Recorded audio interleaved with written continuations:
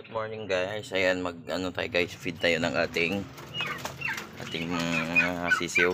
So, kahit may mga laman pa yan guys na mga pagkain, tinatanggal natin. Hindi tayo nahihinayang na itapon yung mga pagkain. Kasi may ipot kasi yan. Baka makain na yung ipot. Pinaka-importante is hindi sila makakain ng ipot kasi magkakaroon sila ng sakit na coccidiosis. So gagamutin naman natin, kaya kailangan natin tanggalin yung mga excess na pagkain dyan, lalo na pag malaki na sila, mahilig sila sumampa dito. So kailangan natin tanggalin yung mga ipot para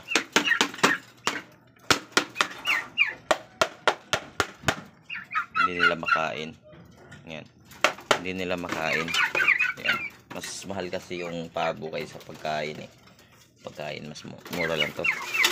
Kunti lang naman nakain niya nila. Yan. Siguro mga 200 grams to. So 1/4. Yan. Yan. 200 grams sa umaga, 200 grams sa hapon. Pagkain. Ito marami pa tong pagkain sa kabila. Ito kasi hindi pa naman sila nakakasampa doon sa taas ng ano nila, kaya wala pa ni ipot to. Ayan. May ilaw pa to, pero pag umaga na pinapatay ko na.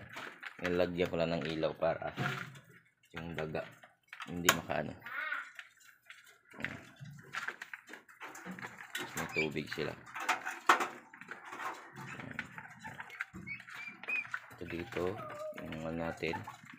Meron tayo guys dito na pilay. Meron tayo guys dito na pilay yan.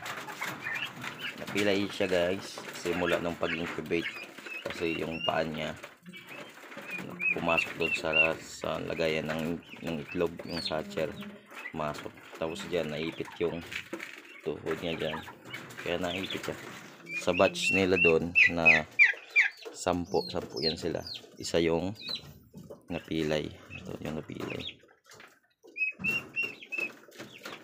Meron pa naman siyang pagkain guys, kaya lang naiipit siya guys. So nahihirapan siya guys, itulak kasi wala na kasi to, wala na to, kawawa naman. Pero iyan natin yan sa 21, sabay na natin yan, hindi natin tatagalin yung ano niya, yung buhay niya. Tapos ito wala na itong pagkain. Pagkain guys, ito hindi pa naman to ano yung mga kusiyan dito. Kung may mga excess dyan, pagpag natin para hindi na sila, hindi makapasok yung ano, yung mga ipot, o hindi mag-stay if i-ano natin yung lamas natin. So lalagyan natin yan yung pagkain nila hanggang hapon. Sa hapon naman maglalagay naman tayo. So sa isang sa para 24 hours sila may pagkain. Guys, pumutok na ano, tigilan sila muna yan. Ito guys, yung sobra dito natin guys. Ito yung ano guys natin guys, limbernick. Dito na ano siya.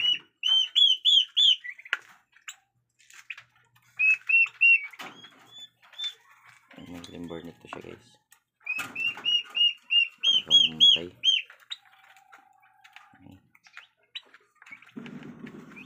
Yung 21 umabot naman to, 21 siguro.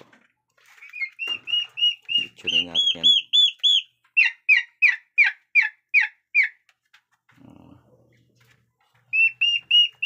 Yan lang guys,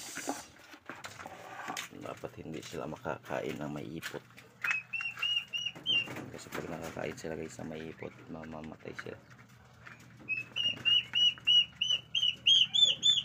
Meron tayo dito, ito yung natin, yung ito pala ano natin, broad-breasted Nicholas White ang nanay. Ito may-ari na to guys, may-ari na. Yan lang guys, dapat malinis lagi yung kainan nila, tapos lagyan ng tubig, malinis rin. Dito tayo kumukuha ng tubig guys. Okay. Malakas. Ayan, malinis siya. Yun yung ginalagay natin tubig dun. Yun lang guys, happy farming. Bye bye.